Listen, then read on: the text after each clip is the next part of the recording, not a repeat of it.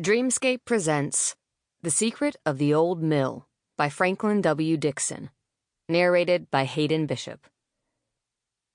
The original text contained wording and phrasing choices that represented outdated cultural beliefs.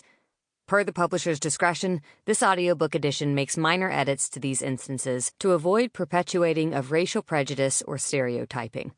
With these texts now available in the public domain, readers are free to view the original text via sources such as Project Gutenberg, Wikisource, or Faded Page. 1. A $5 bill. The afternoon express from the north steamed into the Bayport station to the usual accompanying uproar of clanging bells from the lunchroom, shouting redcaps, and a bellowing train announcer. Among the jostling, hurrying crowd on the platform were two pleasant-featured youths who scanned the passing coaches expectantly. "I don't see him," said Frank Hardy, the older of the pair, as he watched the passengers descending from one of the Pullman coaches. "Perhaps he stopped at some other town and intends coming in on the local. It's only an hour later," suggested his brother Joe. The boys waited. They had met the train expecting to greet their father, Fenton Hardy, the nationally famous detective, who had been away from home for the past 2 weeks on a murder case in New York. It appeared that they were to be disappointed. When the last of the Bayport passengers had left the train, Fenton Hardy was not among them. "We'll come back and meet the local," said Frank at last.